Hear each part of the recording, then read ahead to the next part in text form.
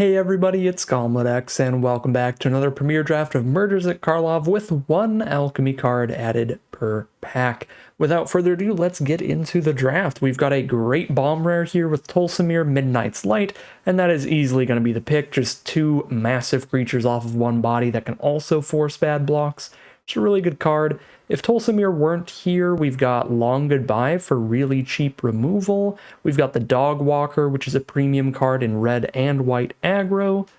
That's kind of it for really good cards. I think everything else is like decent, but a little bit behind those two, like Buzz Crusher being a big finisher, Museum Night Watch being a nice little 2-for-1, but a pretty easy Tolsimir to start things off. For pick number 2, got another one of these Woodland Investigations for our Alchemy card, so nothing good there. There's a Makeshift Binding for very efficient removal. There's also Loxodon Eavesdropper, which is a 2-for-1 creature plus a clue, and a Bloomkin for something that can ramp and be a finisher. All three of these are pretty fantastic options, but I think with Tolsimir being double white, single green, we want to lean in and have white as one of our main colors for sure. A little bit more splashable to splash in the green than splash in the white when, again, it requires 2 of the white and 1 of the green, so we'll take the best white card over the best green card, when I think these are pretty much about the same power level. Bloomkin versus Binding, Eavesdropper as well, honestly, all three of those. Kind of a tie for me. Pick number 3, we do have another Dog Walker here, which we can play even if we're just in white or if we're just in red. Obviously, in this case, we're more likely to be just in white, but that's a pretty great card. Vigilante's fine at the top of the curve. Consultant is really filler at 2 mana, but you do need a good amount of 2-drops when you're aggressive, so those are definitely options as well. I just think Dog Walker is a much more important card than those two, something that's a little less replaceable, these kind of wide board state cards. So we'll grab Dog Walker.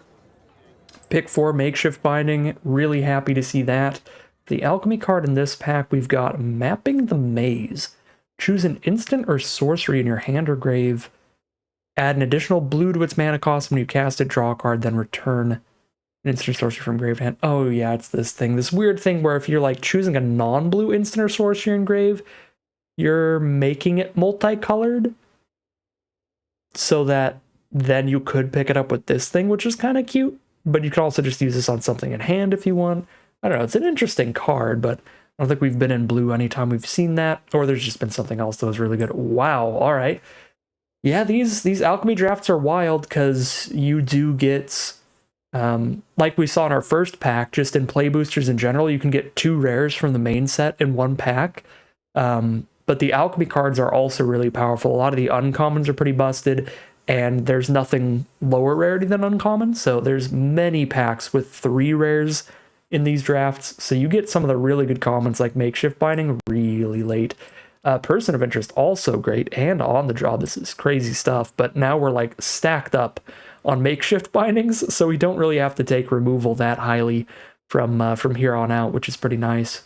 Pick 6, there's nothing in green or white really. I guess with 3 copies of Makeshift Binding, we could use Case File Auditor to dig for our removal, if it's all going to be enchantment based.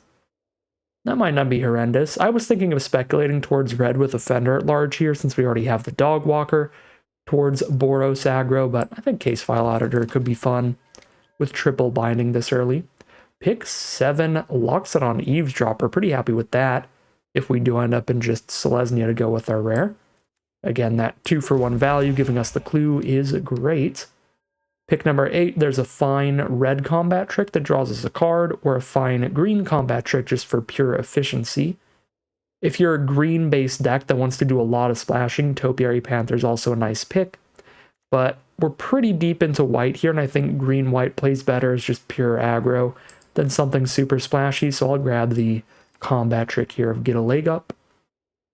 Pick 9, plenty of fixing to go around if we do want to start doing that with a Woodland Investigation. Turn that into whatever basic we want.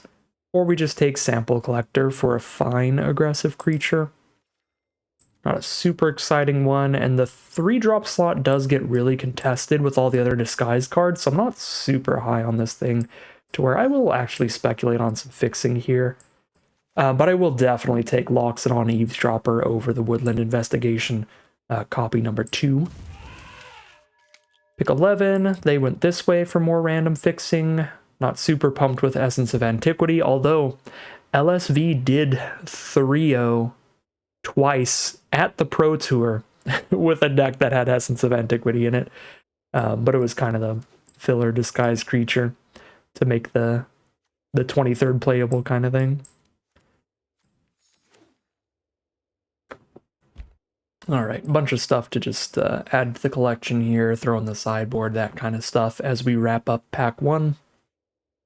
Pretty decent spot here. I mean, white was open enough to get 3 makeshift bindings early, which is wild, and green was open enough to kind of wheel these eavesdroppers, which is really good, so I'm pretty happy to just stick to what we're doing right now and just keep doing green-white nonsense.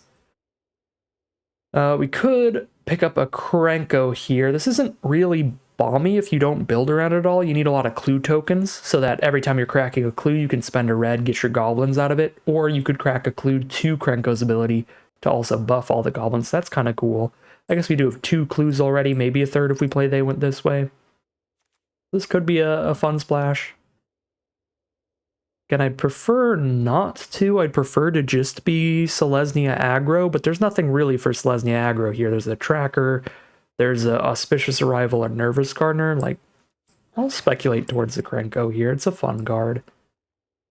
Pack 2, pick 2. What is this? Draft a card from the spellbook twice, then put one of them onto the battlefield tapped?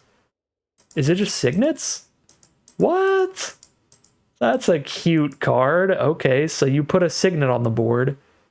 So it's kind of like They Went This Way in terms of value. You immediately ramp up once and you get one more piece of ramp in your hand. This doesn't actually seem that good, honestly, for just draft. Yeah, I mean, it's very similar to like They Went This Way. It's really cool. I'll give it that, but it's probably only good if you are the really splashy green-based decks, I think. We'll just take another Dog Walker here. Pick number 3. All right, all the Dog Walkers in the draft pod. There's no great green aggressive cards. These are both pretty slow. And there's no white cards at all outside of the hybrid cards like Dog Walker. All right, second Tolsimir. Well, that keeps things simple. Kind of sad to see it in the same pack as Buried in the Garden. This is another great removal spell. Gets to exile any non-land permanent as well, so it can deal with your opponent's enchantments or artifacts and stuff like that. So even when we don't care about the mana ramp from this, it is a little better than Makeshift Binding, but Tolsimir is just insane. I think we have to roll with Tolsimir. All right, pick 5. We've got 3 Dog Walkers. These are 3 creatures off 1 card. 2 Tolsimir, there are 2 creatures off 1 card. So I think this is an okay deck for an on-the-job or 2. We could also, just to play with some alchemy cards, go for the Scrutiny of the Guild pack. This will buff our Dog Walkers and both halves of Tolsimir. Tolsimir himself and Voha. And then, of course, to make sure you're getting something out of this no matter what, you would like to incorporate this onto a mana cost, so you get another 2/2. Yeah, we'll play a Scrutiny. It's the new hotness. It's cute. It's fun. We'll roll with it. Pick 6. I do like flipping up a Vengeful Creeper a lot more than a Crowd Control Warden generally. Because, like, you don't need to have a target for this to flip it up and just be happy with a 5/5, but when you do have a target, you're way happier to have a 5/5 that immediately killed something than just like a 7/7 or an 8/8 or something that ends up trading to 1/1 removal usually. So I'll take the Creeper, another disguise card. Ooh, pick 7, Fuss Bother. Great for any aggressive white deck, putting a count on your entire board, or giving you a new board of creatures later in the game if you need it. So really happy with that. Krosan Tusker is really sweet too, again, for the more multicolored, kind of the Sultai direction, the green, blue, black side of things, where you're splashing around and filling your graveyard for collect evidence. I think Tusker is great for that stuff. But that is the other direction of the green decks. This is like the one just pure aggro green deck. I mean, green-red can just be pure aggro too. It's green, blue, and black that always fuse together and become some multicolor mush pile that then starts maybe splashing in even more colors from there. All right, well, we got the only cards we might have been interested back. We got Nervous Gardener and Auspicious Arrival all the way back. This is a lot of good non-creatures. I think I got to take another creature, take a Nervous Gardener, and we should be perfectly prepared to just play it as a 2-mana 2/2 to curve out with this kind of deck. Take an Absolving Lamassu. We'll probably cut that. Automaton I'll probably play because we're so low on 2-mana plays right now. And then Rope I think I'll cut. I mean, that's just a flavor win right there. You cut the rope. Now we've got 22 cards. We only need one more playable, but the more we get, the better our deck will be. First off, we'll take a Sharp-Eyed Rookie here. If we play this and then we play any of our Loxodon things, we're going to get a +1/+1 counter on it and Investigate, which is a really, really good deal. We're not that good at actually triggering it because we basically only have 3 power creatures. So we'll get 1 trigger out of it a decent amount of the time, but even just 1 trigger makes it a very good card. 2-mana 3/3 Vigilance that gives you a clue token is a very, very excellent deal. So I will take it over Case of the Gateway Express. The other reason I'll take it over the Case is that I already have the triple Makeshift Binding and a hard-hitting question. Even though this is removal that can also buff your board, which is super sweet, we've got a lot of removal covered. So we'll take another good 2-drop creature. This is so much better than if we had to end up playing like another Automaton or something. Pack 3, pick 2, we can take another Dog Walker. I actually think Inside Source is better when you're not in Boros specifically. And we're not in Boros specifically, we're in Selesnya, so we'll take the Inside Source. Emporium Thopterus is the alchemy card in this pack, which is tremendously powerful. We used it in our blue-red deck that we got our first 7-0, well, not 7-0, our first 7-win run in the format, and it was really fun. We had some other Thopters to buff up with it as well, which made it even more insane, so I do like that card a lot. Cool alchemy card from that pack. Pack 3, pick 3. We have not drafted a single other enchantment than these 3 bindings. I think I'm going to have to cut the first Case File Auditor and also not get to play this one either, which means we're getting nothing out of this pack because that's the only green or white card in it, which is kind of wild. I'm just going to rare draft a Conspiracy Unraveler because it's cool. Pack 3, pick 4. Well, Victimize is really cool as well. Look at that artwork. That is insane. That is a sweet card for the collection as well. That's a great Historic Brawl card. Really fun kind of build around, but I think we just got to go for that raw power of something we'll actually play in our deck of a Killer Among Us. Super wide board state, one of which is going to be a 4/4 Death Toucher on its first attack and a 4/4 for the rest of the game. Pack 3, pick 5. Real happy to take another Loxodon Eavesdropper. Could take another hard-hitting question or an on-the-job here for sure, but the creature count's at 14, and there's some that are kind of filler I'd still like to cut, like maybe the Krenko. So we don't have to do that splash. The Absolving Lamassu. I guess there's a Killer Among Us adding to the creature count, but the Eavesdropper also fitting really well in the curve, being our third 4-drop.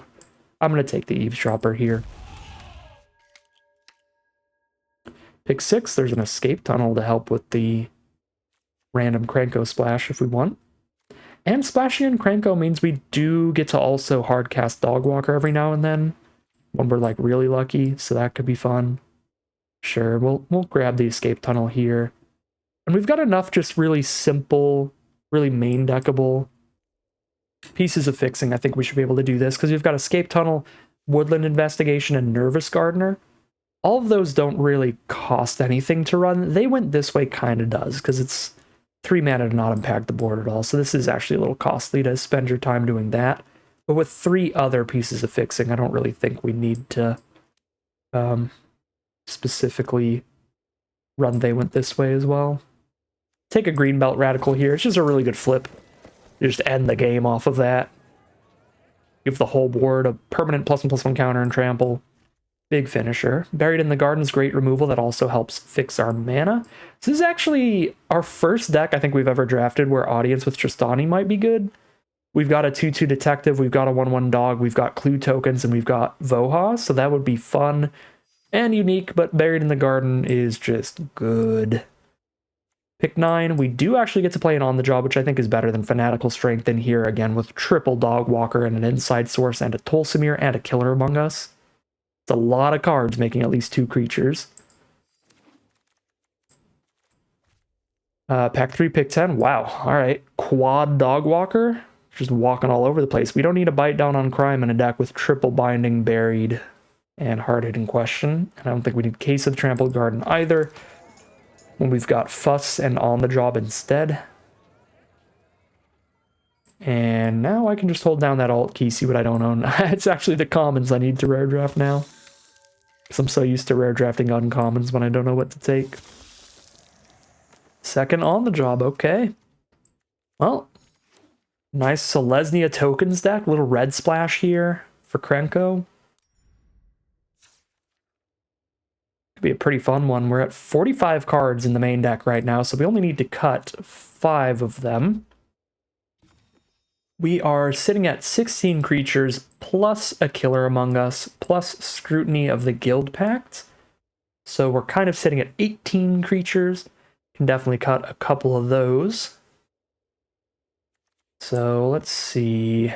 Let's get the Disguised creatures all in the stack. It's a lot of 3-drops, really. I'd like to cut some of those over anything else. Even Nervous Gardener will play face down a chunk of the time. I mean, Krenko's really not that powerful to splash in. We're really just splashing in Krenko because we have Woodland Investigation and Nervous Gardener and Buried in the Garden and Escape Tunnel anyway. How much investigating do we have? Okay, so we have Woodland Investigation that turns a land into a clue.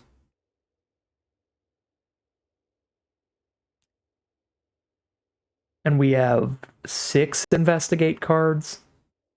Krenko does trigger when your opponents sacrifice their artifacts as well, so if they are using clue tokens or anything, or if they just have like an artifact creature die, but then you have to hold up red mana, specifically waiting for that to like happen. Yeah, I mean, Krenko's not just like a standalone bomb like Tolsmy or something. You got to do some extra work, put in extra work with your other cards. We could just keep it simple here and just cut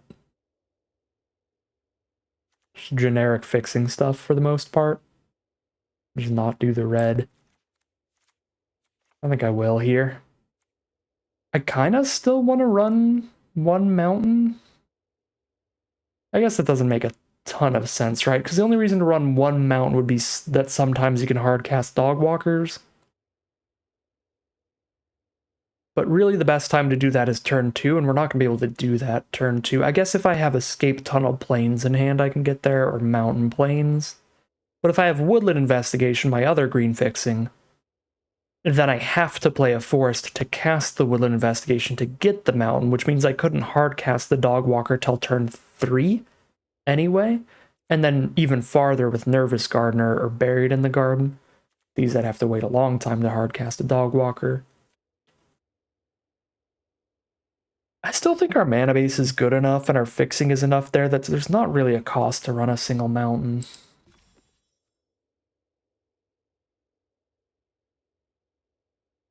$15 white cards, 14 green. We can go 8 green because we get the Woodland Investigation. This is 9, 10, 17 lands. We can cut a land for a Woodland Investigation if we want. Because this is basically a second Escape Tunnel, in that if it's in our hand and we have a forest in hand, then we're essentially playing a tap land for the turn to find whatever basic we need. One thing I don't like about this, though, is when our opponents are main decking the stupid Gearbane Orangutan, we're going to get destroyed. They could just blow up a land.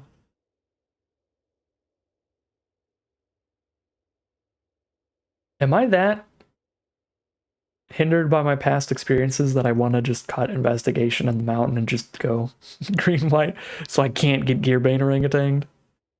I can get Vengeful Creeper too, but that's a lot more mana, so that matters less. I guess I could also get that the 1 green mana card that makes me sacrifice an artifact. You know what? I live in fear.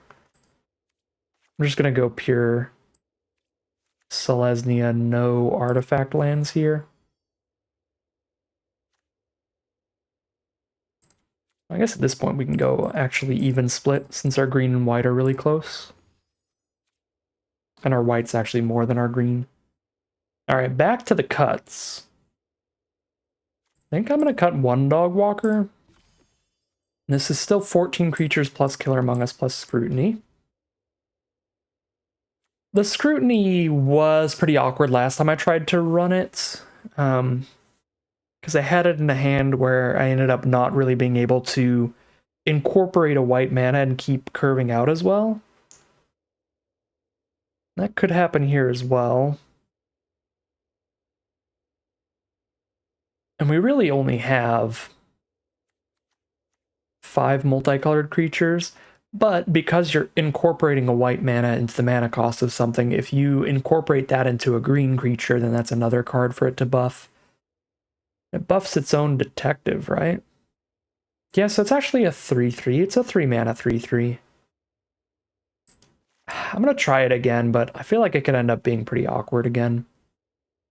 Okay, since I have Fuss Bother as the kind of permanent +1/+1 counter version of On the Job, we'll probably only need the 2, so we'll go 1 Fuss and 1 On the Job, and then 1 final cut to wrap up this deck. I think I'll ditch the hard-hitting question. We still have 4 removal spells that can exile any creature. We've got a combat trick we could leverage to clear out a bigger blocker or a bigger attacker in the right position. Yeah, that's still feels like plenty of ways to like interact with their creatures. We've got the random artifact enchantment removal too. Yeah, I'll ditch the hard-hitting question. That one is the most, or I guess the least consistent of all the removal spells, since we do have to have a creature on board big enough to kill whatever we're targeting. Whereas if our opponent has a 20/20 on board, we can kill it with these 4 removal spells. All right, yeah, this looks pretty decent to me. We will call it a deck here. All right, here's a look at our final deck list for today. We're on a nice little green-white aggro deck with a focus on a lot of the good boys. Plenty of dogs in this deck. We have 3 Dog Walkers spitting out those little puppies. We've got 2 Tolsimirs spitting out the goodest boy, the 5/5 Voha Fenstalker. So lots of dogs running around in this deck, and lots of creatures in general. Not just dogs going wide, but even an inside source for 2 creatures off of 1 body. So we have a lot of the white kind of finishers for having a wide board state. Of course, Killer Among Us, another way to get 3 creatures off 1 card. And with a super wide board off of all those different cards, we can end the game pretty well with cards like On the Job, Fuss, and Greenbelt Radical, which can also buff our entire board. So it's like a really solid deck idea. Just get a wide board state and go ham with it. We've got great removal to get large blockers out of the way, or really scary bombs and threats from our opponent with 3 makeshift binding and a Buried in the Garden. We've got all the goodies here, really. Looks like a pretty solid deck, and I'm excited to see how it does. So without further ado, let's head into the gameplay. Well, this hand is a little bit awkward, but I can't imagine we're allowed to mulligan a hand that has basically all the mana it needs to get to some Tolsimirs. What's awkward about the hand is that it has both of the Tolsimirs, because if our opponent doesn't deal with one, then we're chilling. We're just hanging out, doing nothing, because we can't really cast a second Tolsimir when one's already on board. Both Tolsimir and the Voha that he comes with are legendary, so we'll get no value from that. We are against a Boros deck. Luckily, they haven't done anything yet, which is a little surprising.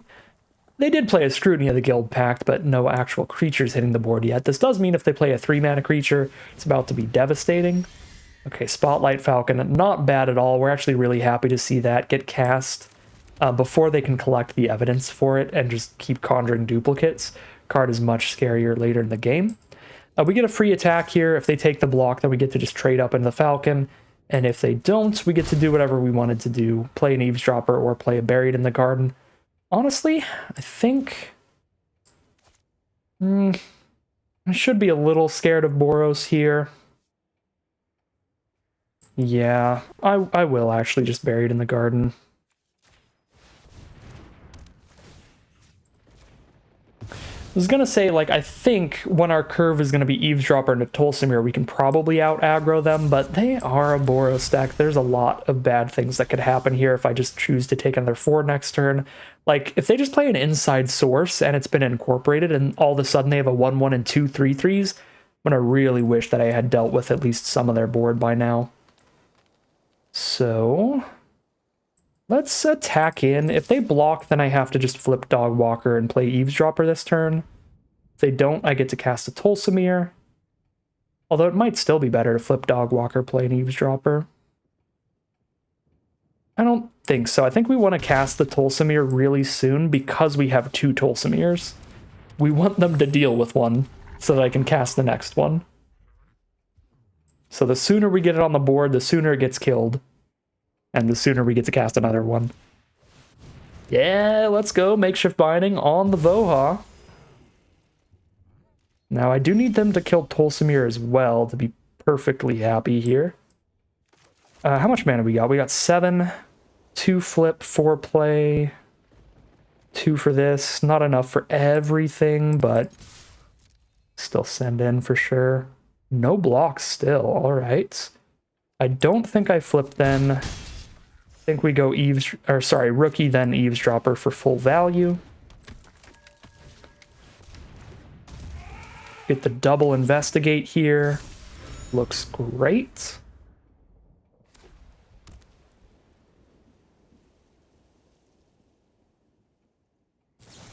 Now they galvanize the Rookie. Makeshift Binding. 4, 5, 6, 7, 8, 9, 10 is not lethal, so I don't think I want to Makeshift Binding the face down here, just trying to hit for lethal. I think I want to just jam with everybody and trade. Awesome, that's actually the perfect trade. That means we don't flip the Dog Walker. And now is the time to ruin our opponent's day with the second Tolsimir. Yeah, that is brutal. All right, well, took a couple bomb rares, but we have taken our first game. We are 1-0 heading into game 2. Here we are for game 2. We get to start with a Sharp-Eyed Rookie. We really need to draw planes, but we are on the draw to help get there. I'm going to keep. I think I would mulligan this on the play, but it's a keep on the draw. 1 land gets us to playing Rookie into face down Dog Walker, into face down Dog Walker. We have plays set up for 3 turns in a row if we hit any land in our deck. And if we hit the plains, then we're golden. That means if we hit any other land from here, we'll have all the mana we need with Buried in the Garden. Playing against Esper, blue, white, black. They've got the Scour the Scene, so as they're sacrificing clue tokens, they're perpetually buffing their creatures on board or in hand. Just 1 creature at a time for +1/+0, so not that threatening. It's going to take a long time to level up this Rookie, but I think it's worth keeping it around. A long time is actually just 2 turns. If we can hit the land on curve, we just play Eavesdropper next turn. We'll be fine with that. Forensic Researcher is pretty annoying. I don't know if it's worth trading a Fuss Bother for it, because sure, I'll kill it without losing a creature, but I won't be able to investigate with the Rookie in the future anymore. Just kind of a bummer. This does have Vigilance, so I should have just held my mana up and attacked pre-combat. See if I could sneak in 2 damage, make them play around a combat trick. What is this? Ew, does it give me the card back when it dies? When it leaves the battlefield, the exiled card's owner seeks a non-land card with a lesser mana value? Oh my god. It's a 3 mana, 3/1 flyer that rips the best card out of my hand and just gives me a worse card? A lesser mana value card? It will be a non-land, but like, they're gonna exile a Buried in the Garden and maybe just give me a 2-drop back. That's a real busted card. Now they get the mana ramp for the Researcher to just play a Strider. Okay, Strider doesn't really matter here. I don't even have the double white to flip up a Dog Walker yet. Although I've got the Fuss Bother coming up. Try to win off that. Alright, that's big. That's big. Eavesdropper level up the Rookie here, get double clue. Now they could trade into the Observer, but then they don't have a flyer chipping in at me anymore. and I get a card of some kind from my deck. Something that costs 3 or less. I guess with the way that our deck is, we have 3 makeshift bindings, so maybe we do basically get Buried in the Garden back. Maybe we trade and then get it back, but also if we just don't find removal for it, like we're just gonna die, because it's also a flyer that took our only removal out of our hand. So, no land here. I think I need to crack a clue and try to find one. Gonna be really rough. If I don't, but then all I would do is play a 2/2 this turn anyway. I'll hold double white up so I can flip a dog walker if I don't hit a land. Okay, I do hit a land, so I can flip this dog walker or play another. We're taking 6 in the sky each turn, so we're dead in 3 swings.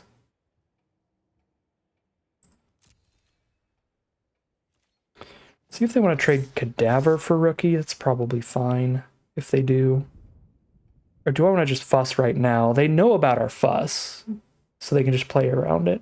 I don't think they want to trade here, though, because they're killing me so fast in the sky on the crackback. They might want to double block Rookie. But they know I can just fuss, so they have to triple block. Yeah, that works. Sure. I'll kill the Researcher then. Don't have to worry about that.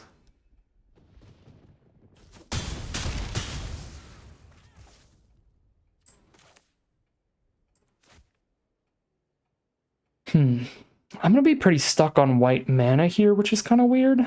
Like, it feels right to play this dog walker, but then I can't flip both next turn. If I flip this now, next turn I can play and flip this one.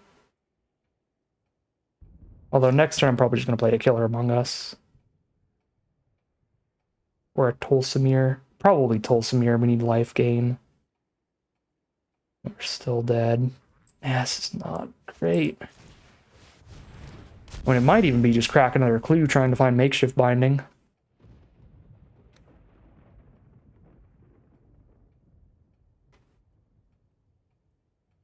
Alright. Going down to 7 now. No flying blocks.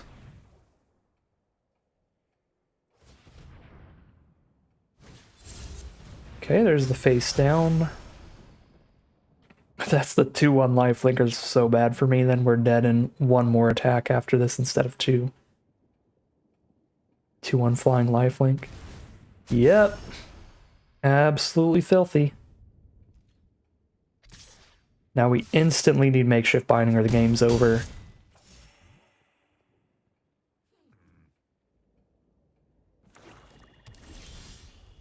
It's not a makeshift binding, so I have to crack the clue. I guess a basic land would work too. Bother actually wins this game so hard. That means we had a lot of outs then. 12 basics still in here? Or 11 basics, one's a non. So there were 15 outs we could have drawn into. 3 makeshift bindings and 1 basic land. Well, 1. 3 makeshift bindings and 12 basics or 11 basics or something like that. We do have 1 more shot at hitting specifically makeshift binding, but if I hit the basic there, we're still dead. Alright, well, what are you going to do? We had so many ways to win that game, but could not find them on time. There's no way to gain life here. It's 8 damage on the crackback in the sky. Yeah, you got me. It's brutal, actually. Now that I realize that even just a basic land would have won us the game. 3 1/1 Thopters, like, completely stops them because we trade, and trade. This 1 card wipes their entire board, basically.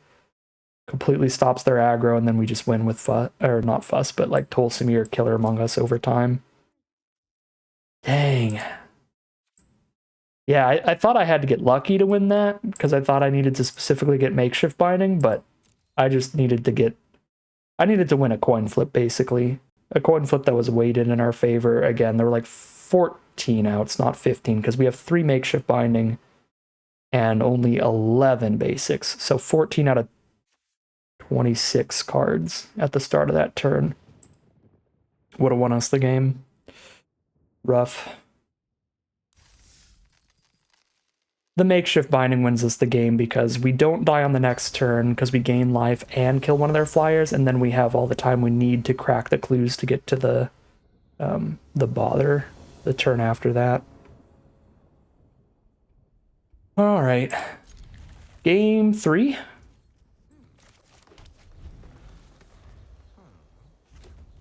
On the play this time around. They've got a turn 1 scapegoat, though, for a suspected little menace card, so they will still be on the aggressive. I think we need to wait on Gardener till turn 3, keeping a 2-lander here. So I can flip it up, guarantee land 4. That is awkward. The mono red super quick curve. Hasting 1-drop and a hasting 2-drop.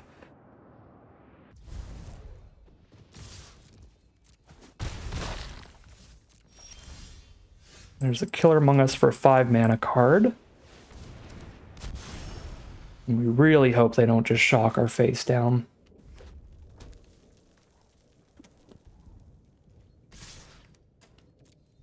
Because we need the 4th mana badly. The 4th mana gets us to the 5th mana, which completely blocks everything.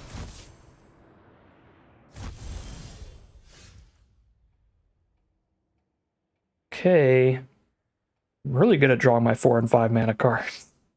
Our curve's a little lower than this.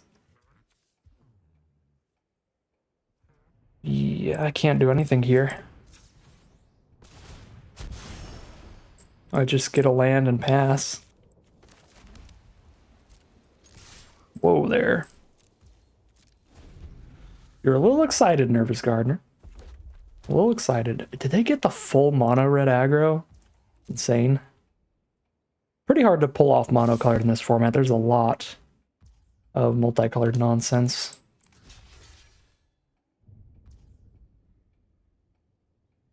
Should probably try to keep a creature on board for future blocks. Feels like the best I'm going to get out of this thing because I'm going to tap out basically every other turn.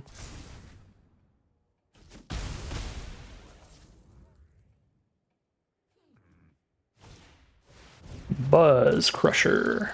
I do not have anything that kills. Vengeful Creeper kills that, but I can't wait to have 6 mana here because they miss a land drop, so we have to just kill the big flyer right now.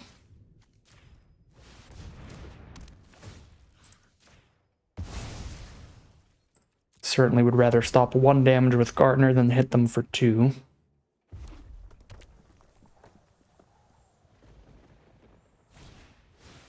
Drone Smith. Alright, there's flying damage still. Plus the 2/3 body does matter a lot. Down to 8. We need as many blockers as possible, and we need lifelink, so it's Tulsimir time. Ooh, makeshift binding though. I could tap out for a makeshift binding on their face down. I think it's still better to Tulsimir first, but I'm really happy to have drawn that. Now, even if they have 1 removal spell, we can still block the non-suspected cards. They've got 1 card in hand, so...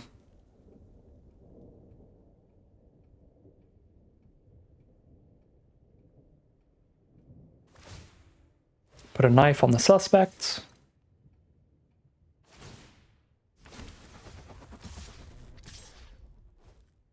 Show me 5 first striking power.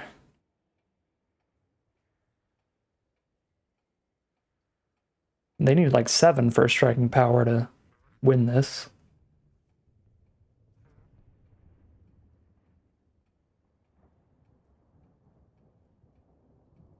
First strike the lifelink away, that makes a lot of sense. Ooh, it's the Kaboomist? Yeah. Alright. I mean, we still kill it and keep a 5/5 for a blocker on the ground.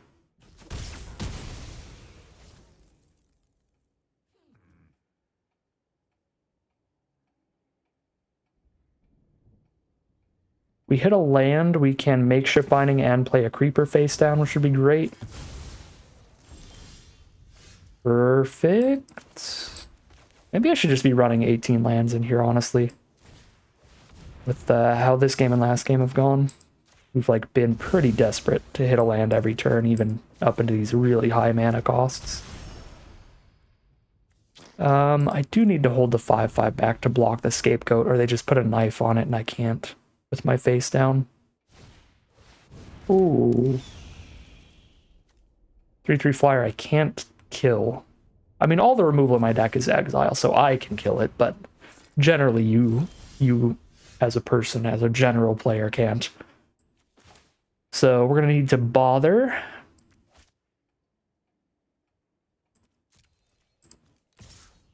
And chump many turns in a row. But a 5/5 trample constantly swing again might be enough for us. There we go. That's beautiful. Great draws. Oh my god. Great surveils there. Person of interest. Nice wide board state with another evasive threats.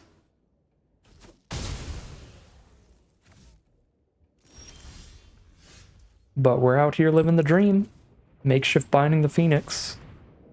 Gain some life and no longer worried in the sky.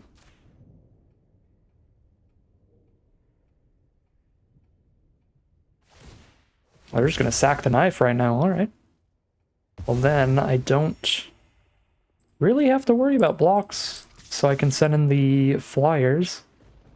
Because a 2/1 just blocks and trades. And the 2/2 blocks the 1/1.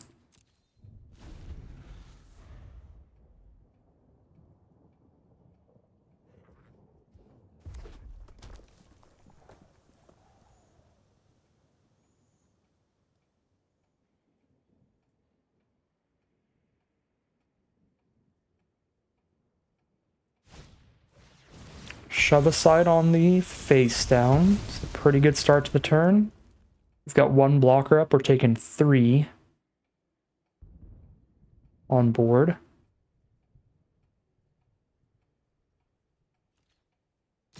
Yep. They send on in. We take that 3. We're down to 7. Post-combat, another person of interest. Okay. That's scary. I think I just need the widest board state possible then. We just go for a Killer Among Us here.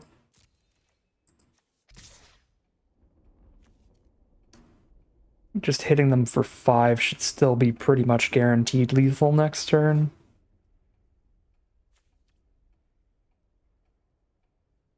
One, two, three, four, 5 blockers means double block, single block, take 1. Yeah. Play it real safe here.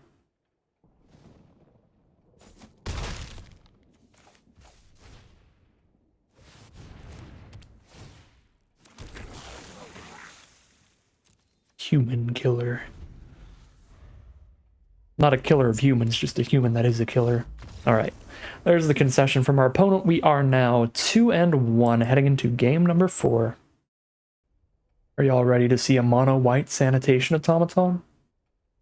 You're about to see a mono-white sanitation automaton. It's gonna be weird, everybody. Let's get weird. Boros again. Well, our hand's decent against Boros. I'm about to play a 2/1 and a 3/3 on turn 3. And that alone is decent against Boros.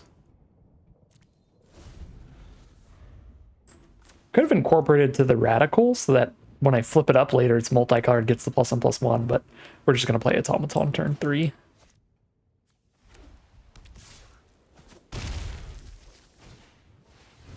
Alright, yeah, this is going to be a very good start to get some blockers down against the Boros deck on the play. Boom. Amogus. We've got the mana, so we'll keep it. Might have to just play a face-up Radical here and just buy time. This hand looks incredibly good at ending the game. Even without Radical.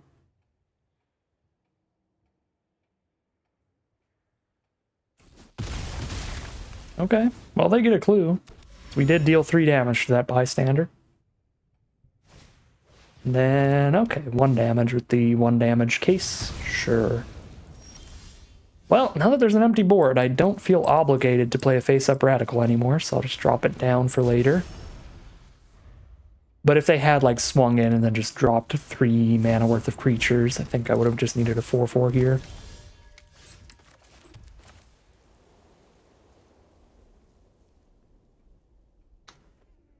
I think I'm going to Tolsimir. With the scrutiny on board, Tolsimir's got to be better than Killer Among Us right now.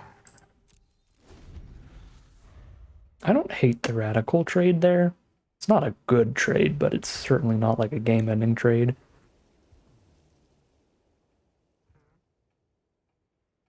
I guess I am only 1 land draw away from flipping that Radical, and I can bother into the land with the Surveil.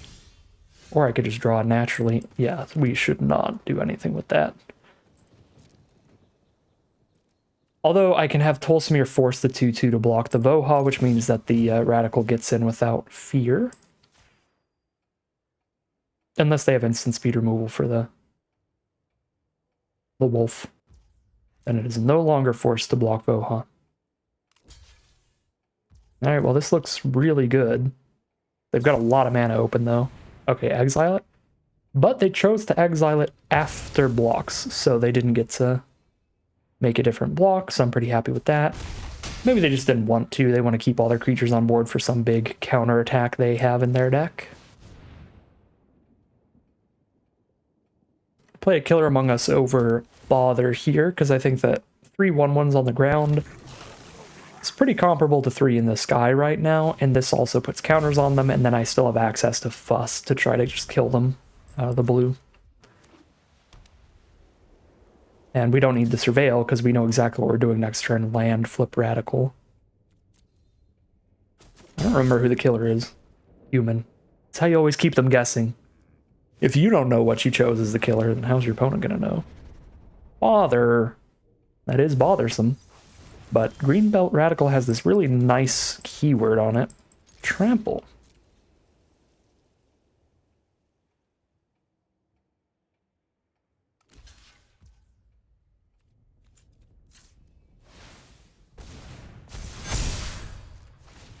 And that's probably dead.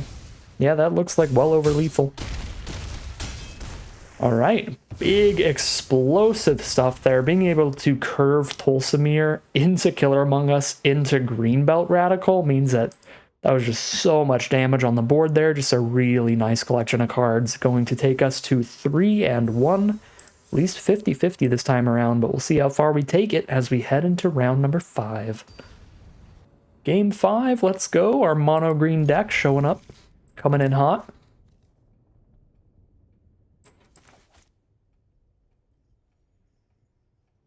Probably have to play the Gardener face down if I don't top deck a Plains. If I do, I'll just curve out here because we've got a 2-drop, 2 3-drops, and a 4-drop. So, right, well, we didn't hit the Plains, so I think I will have to play this and get one, especially now that I have a double white card. Innocent Bystander. Ooh, now I have 2 double white cards. That is not looking good. Not looking good right now. The man is a little angry at me for my my keep decision. All right, face down, sure. Yikes! All right. It's really hoping to top deck like 1 Plains naturally there.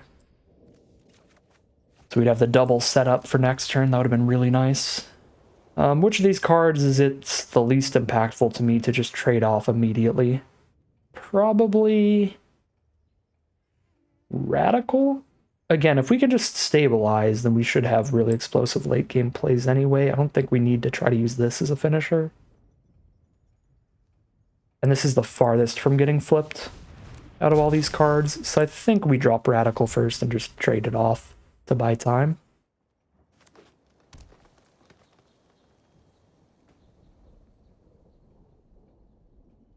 I could see the argument for Vengeful Creeper, but I think it's definitely not Dog Walker.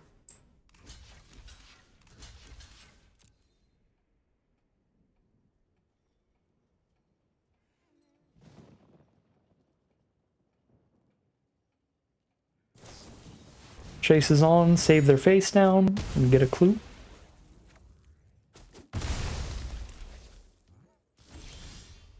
Okay, we do not hit the next planes. Let's get some clues to try to get there.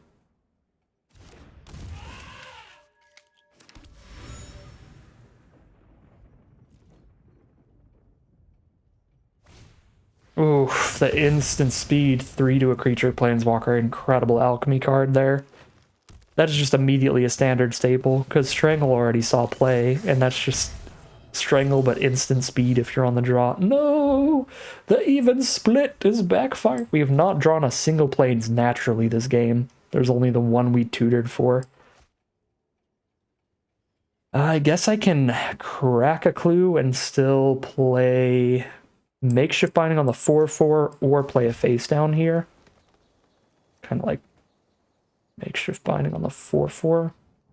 But then this thing's going to be like a 6/7 or something if they're playing this like ramp card. Watch this be the Hellion and just destroy me. I guess I have a lot of chump blockers against the Hellion over time. Should have cracked the clue first here in case I hit the planes right now. Would have been better to play it this turn, but we didn't hit the planes anyway.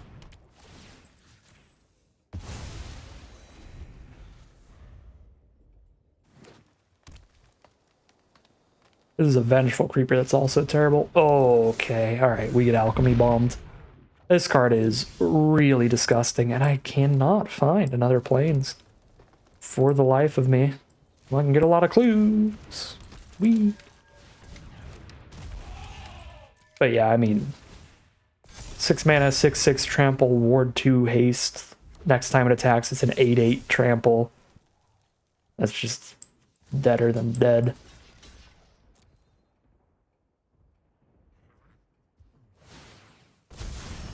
It was the 6/7, yeah. You are far too late, my friend. That is a 10 power trampler now. We're going to gain 3 and be at essentially 5 life. I can put 5 power under the bus there and block there. Still, let's see, 7 mana total. I can't play anything alongside Tolsimir, so that's still just dead. On board. Guess I've got exactly enough mana to cast a Makeshift Binding if I draw into it and pay the ward, but then I still die to Hellion, so yeah, no, there's no surviving at this point. Our planes are just way too late. Alright. Awkward man is awkward there, and we're 3-2 heading into game number 6. Alright, well the mana's much better here, but the hand is pretty slow. Still a keep though. Buried in the Garden, going to do a lot of heavy lifting. Will we get to play against a not red aggro deck? We haven't played against exclusively red aggros, but we played against a lot of Boros and some Gruul aggro. So a lot of aggro in general. Well, now I've got 4 mana no matter what, and with Buried in the Garden I have 5 no matter what, so let's actually just get curving here. I guess if they have enchantment removal, then we won't have the mana here. Mentor that makes an incredible card from the list there. Every time a creature with power 2 or less hits the board, they can pay 1 to draw a card. So we're probably going to want to deal with that immediately, but because we couldn't deal with it yet, they're going to draw at least 1 card out of it. Be up a card. Yep, there they go. Excellent value.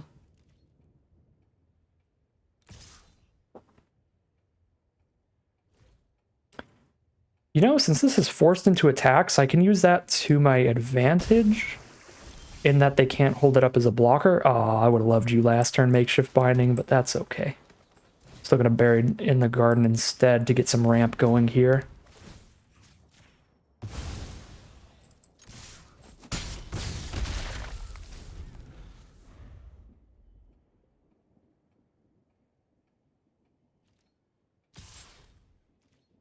Come on in, welcome to my face, Red Herring.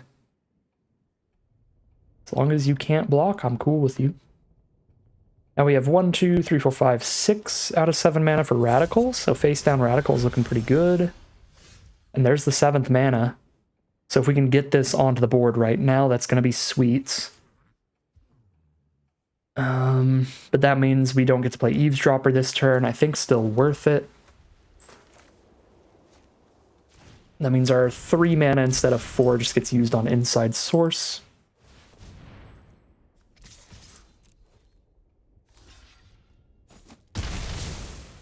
Yeah, it wasn't really likely the Inside Source buff was going to matter there, but we're definitely not attacking with a 1/1 into the 2/2 and just giving them a free kill.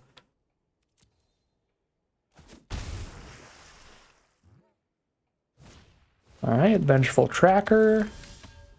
Ooh, Fuss and Bother. Now I could Bother first and then flip when I have a really wide board state from that card. Feels really good. I think I will. No block, alright.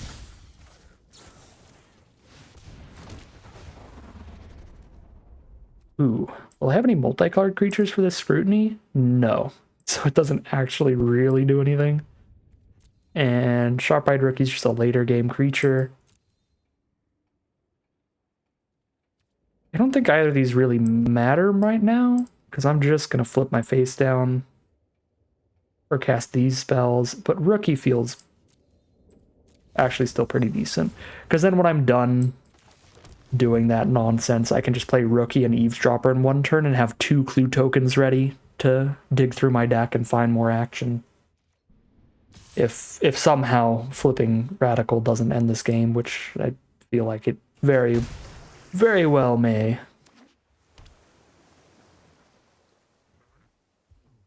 I guess the only way that we might not flip it is if they just spend removal on it right now, but it looks like that didn't happen, so... Math is for blockers. Block 1/1 flyer, block 1/1 on the ground, they just die if that happens. Yeah, no, we just do it. If it's not gonna be good to flip, then we can still make Shift Binding. So this is gonna be 1, 2, 3, 4, 5, 6, 7, 8, 9. Yeah, that's so dead. That's so dead. Okay. That is now 4 and 2, at least breaking even for prize out of the draft, and another Alchemy Draft, another positive win rate run. Pretty happy with that, but we'll see how far we take it heading into game number 7. Here we are for game 7. Really slow hand on the draw too. I mean, we get the Rookie down, and we've got a lot of like 3-drops, 3-4 mana plays in the deck, so we can find the middle ground a lot better than we can find 2-drops and 5-drops. So having a 2-drop and some 5-drops, probably a decent start to the hand on average. Although our opponent's on the play with turn 1 Maskmaker in green-red, which is the Disguise aggro deck.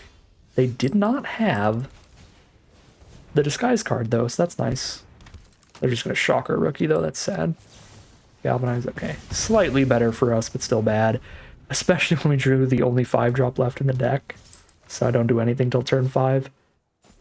I guess Vengeful Creeper is technically a 5-drop, but it's a Disguise card for 3. So the only stuff left in our deck is 4 mana and less now. We drew all our 5s. Pretty awkward start against something like a Lamplight Phoenix, or just any red aggro, which is exclusively what our opponents have brought for the most part. We did die to the Esper Flyers deck. That wasn't a red aggro deck.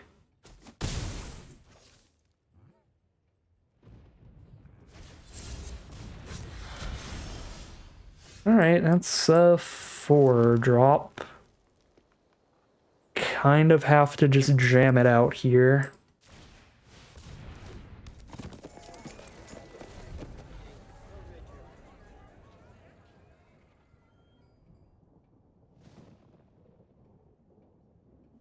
We need to block all the non-flying damage we can because we're already on a 5-turn clock from the Phoenix.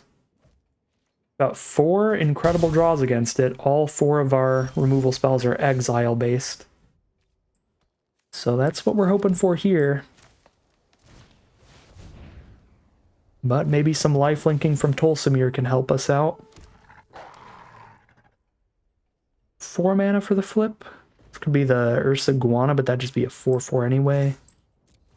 We can try to race here with a fuss in hand. Oh my god. Alright. That's a blowout. Now we're on an incredibly quick clock.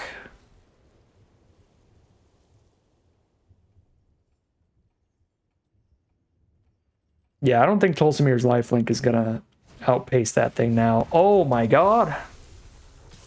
And they've got Aurelia too. Well, GG.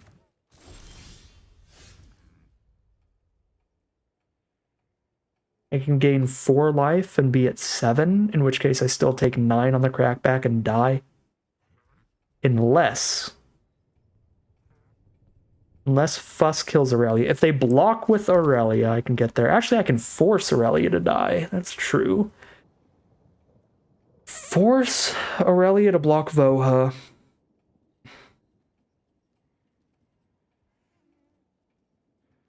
Go to 6 without casting Fuss, and then I can cast Bother instead to chump the Phoenix.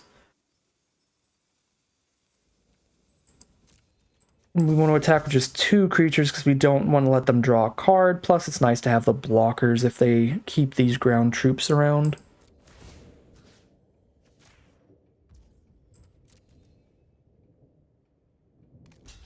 Okay. Okay, I was going to say I'd actually be perfectly happy with them actually fully killing Voha, because that means I can just cast a second Tolsimir here. But that does put me dead to a lot of stuff.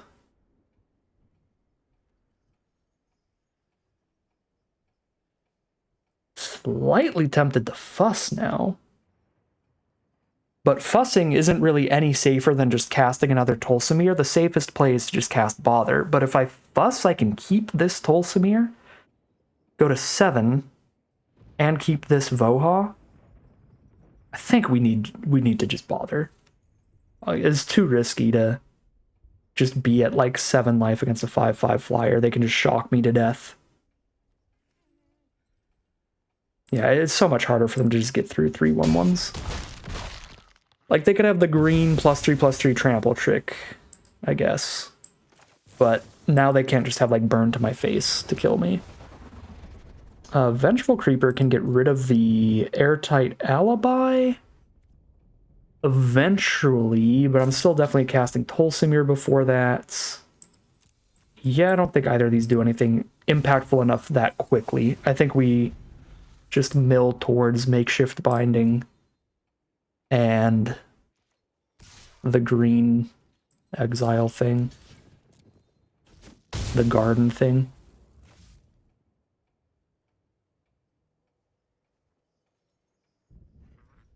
Uh-oh, collecting some evidence over there.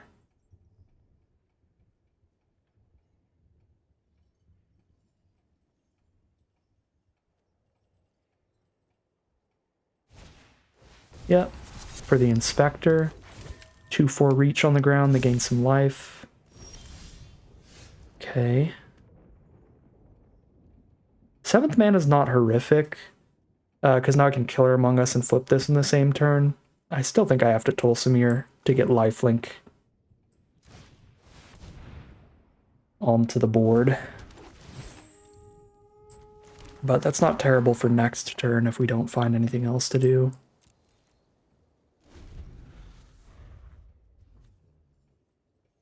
Just double checking that that is in fact a dog walker like I thought it is. No attack?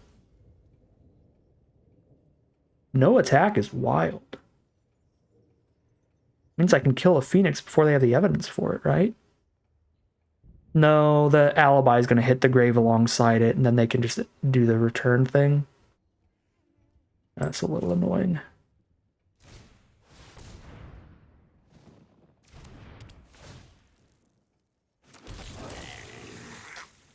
Goblin Killer.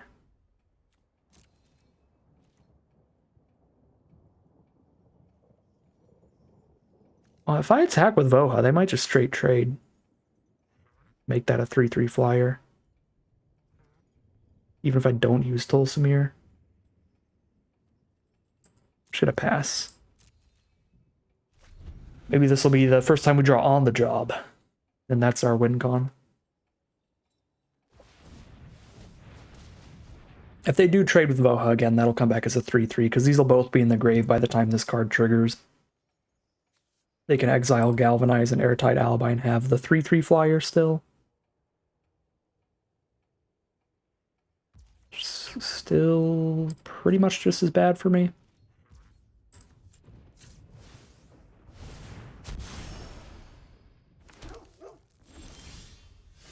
Ooh, baby. Exile is perfect. We have found one of the 4 exile spells. And now I'm going to have slight fear in me. I was going to say no fear, but I'll hold back the dogs. Slight fear still contained within me. I'll have 3 blockers up.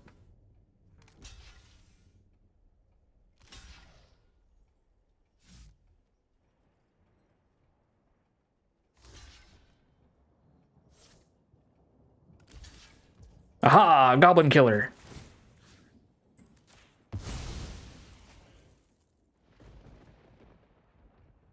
Response? Chases on. Kill Voha. That's pretty good.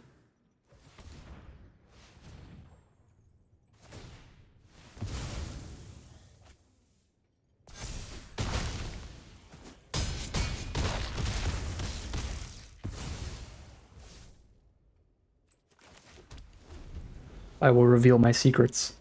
My secret is that's all I got. It's on the board. Okay, 4/4, 2/4, 1/1. Whoa, okay. Alright, top deck. +9/+9 for 1 mana, casually. That seems decent. Whoops. The merfolk was the killer all along. It had a leg up. Alright. Well, that game was wild. I did not see us getting out of that at all at that point that they had the 5/5 Flying Phoenix and the 4/4 Relia, but they didn't have interaction for Tolsimir, so we could Tolsimir to clear out the Aurelia at least. And then, yeah, the bother to just grind it out, be able to block that flyer, and try to draw into some other stuff really got us there. So incredible work again from Tolsimir, really the double Tolsimir being necessary again. Out bomb the spooky balmy start from our opponent. No, they're all exiled. I was like, where are they? There they are. Phoenix and Aurelia. Yeah, explosive format, this Alchemy nonsense. Bombs everywhere. Here we are for game number 8 on the draw with a mono green 2-lander that has no plays till turn 3 and no plays if it doesn't specifically draw a plains. I'm mulligan this one. Deja vu. I've just been in this place before. At least I have Sharp-Eyed Rookie this time. But 3 double white spells in here with only the 2 forests is so bad.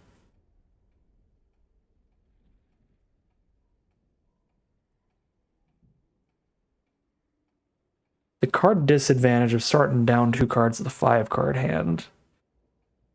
Not great. I'm just going to pray for Shuffler to be a little nice on this one. We'll see.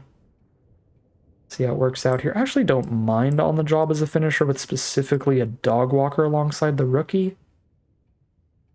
But yeah, it's still really far away. We know we can at least play this as a 2/2, so here we are.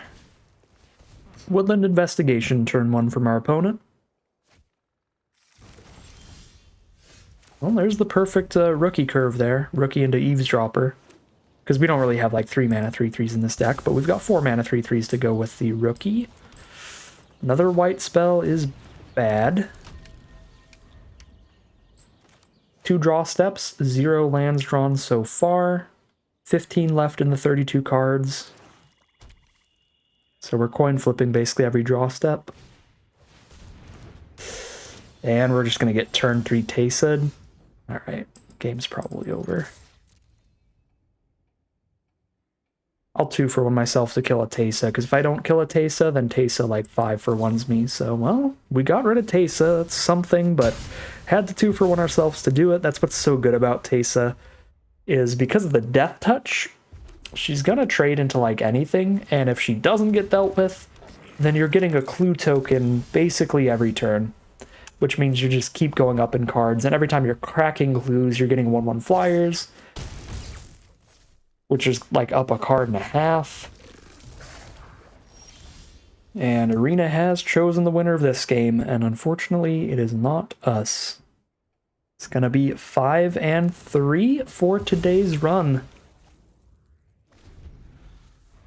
Almost certainly at this point. It's not bad at all. We're in the money, getting more gems than it costs to pay the event, so that's pretty nice. Something, but probably still dead. They probably just have removal for the Dog Walker here. Dog Walker better than Vengeful Creeper since it costs 6 to flip the Creeper anyway, even though the Creeper could kill a Spotlight Falcon. I don't think it matters. Well, they didn't have removal, so we're exactly at 3 life instead of 0. Oh my god. There's the Incinerator, the Guilty, and yeah. Alright. I don't think we could have won that one. We just got forced into real bad mulligans. So if we kept the first hand, that exact same thing could have happened. And if we mulligan to 5, we're on a mull to 5 against Teysa into Incinerator.